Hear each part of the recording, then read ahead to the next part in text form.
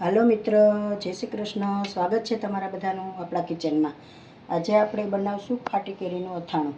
તો એના માટે મેં કેરી લીધેલી છે કિલો 1. આ રીતે આમ લેવાની આવી હોય ને જારીવાળી એવી કેરી, એટલે આપણું અથાણું પણ બગડે નહીં. પહેલાં મેં કેરીને સરસ સાફ કરી આવી ગોથલીનો ભાગ બધો કાઢી નાખવાનો, અને પછી 4-5 પાણીએ ધોઈ નાખી છે મેં સારી રીતે. હવે આપણે આમાં હળદર મીઠું નાખી દઈશું. 3 ચમચી હું નિમક એડ કરું છું.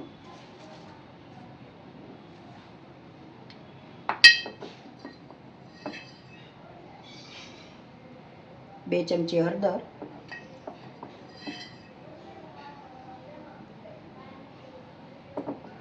સારી રીતે મિક્સ કરી લઈશું.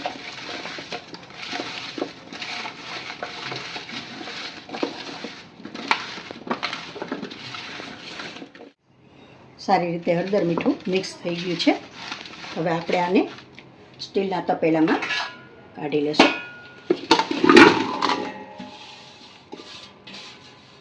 3 દિવસ માટે આપણે ઢાંકીને રાખી દઈશું.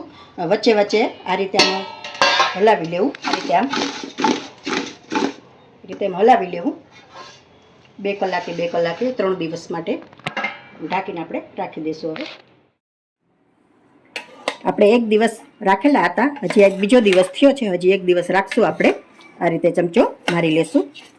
દિવસમાં 2 વખત ચમચો મારવાનો આ રીતે, અને ફેરવી લેવાના ખોખાને.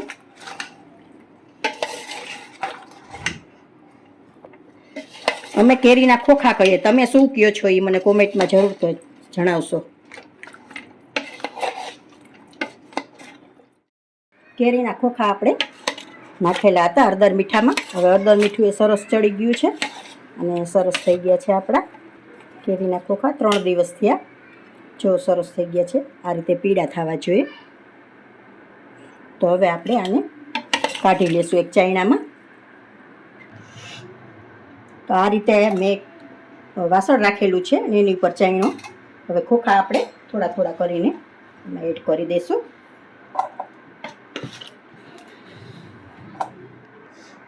ખોખા આપણે બધા આમાં કાઢી લીધા છે. તો હવે આપણે પસ્તી પર પાથરી દઈશું. અને આ ખાટું પાણી આપણે નીકળ્યું છે ને, એ પણ જવા નથી દેવાનું. આમાં ગુંદા છે, મેથી છે, એ બધું આમાં બોરી અને પછી અથાણા બનાવવામાં કામ આવે પાછું. એટલે કોઈ પણ બોટલમાં તમે ભરી અને વરસ માટે સ્ટોર પણ કરી શકો. તો હવે આપણે આ કેરીને પસ્તી પર લઈ લેશું. આ રીતે આપણે કોઈ પણ કોટનનું કપડું હોય, દુપટ્ટો હોય કોટનનો, એની પર આમ નાખી દઈશું. નીચે મેં પસ્તી રાખેલી છે, એની ઉપર દુપટ્ટો રાખેલો છે.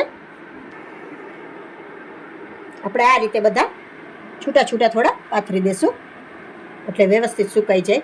અને પંખા નીચે જ સૂકવવાના છે, રૂમ ટેમ્પરેચર પર જ, તડકામાં નથી સૂકવવાના. 4 થી 5 કલાક આપણે આ રીતે રહેવા દઈશું. અને પાણીનો ભેજ છે ને સાવ ઉડી જવો જોઈએ, એટલે આપણું અથાણું આખું વરસ સરસ રહે અને બગડે નહીં. એટલે આ રીતે હવે 4 થી 5 કલાક આપણે સુકાવા દઈશું. કેરીના ખોખા આપણા સુકાઈને રેડી છે. તો એમાં પાણીનો ભાગ ન રહેવો જોઈએ, નહીંતર આપણે અથાણું બગડી જાય. સુકાઈ જવા જોઈએ. હવે આપણે અથાણું બનાવવા માટે કુરિયા લીધેલા છે. તો મેથીના કુરિયા 200 ગ્રામ લીધેલા છે. 1 કિલો કેરી છે, એના સામે 200 ગ્રામ કુરિયા લીધેલા છે મેથીના. મેં 100 ગ્રામ રાઈના કુરિયા લીધેલા છે. આમાં રાઈના કુરિયા ઓછા હોય, મેથીના જ વધારે હોય. પછી 2 ચમચી જેટલા મરી લીધા છે આખા. નિમક, મરચું પાવડર, હળદર અને હિંગ 2 ચમચી, અને વરિયાળી ને સિંગ તેલ લીધેલું છે. તો હવે આપણે મસાલા બધા એમાં એડ કરી દઈશું. તો પહેલાં આપણે મેથીના કુરિયા એડ કરી દઈશું.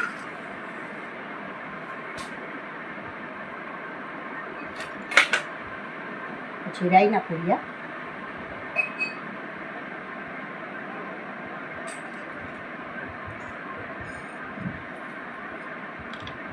મરી,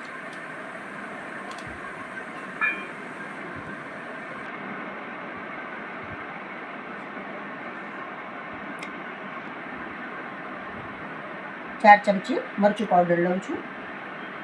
પછી તમારે જેવું તીખું ખવાતું હોય એ પ્રમાણે એડ કરવું. અમારે થોડું વધારે તીખું ખવાય તો હું 4 ચમચી લઉં છું. 2 ચમચી હળદર,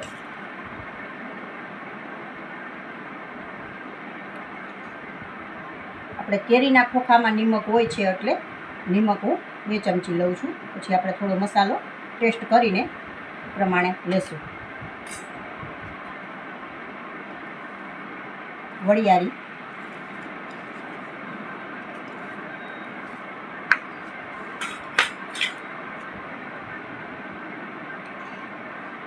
એક ચમચી હિંગ લેશું.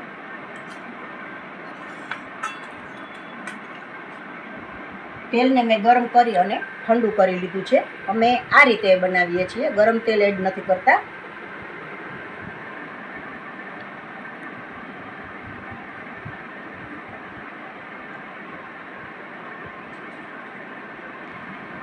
આપણે હવે સારી રીતે મિક્સ કરી લેશું.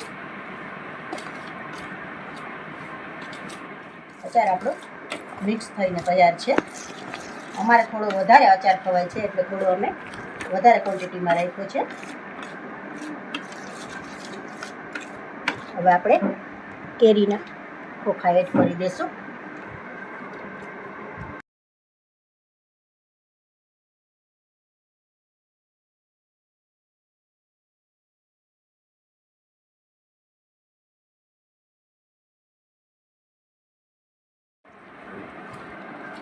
સારી રીતે મિક્સ કરી લેશું. આમાં તેલ થોડું વધારે જ જોઈએ, પૂરિયા છે ને પી જાય તેલ. સારી રીતે મિક્સ કરી લેશું.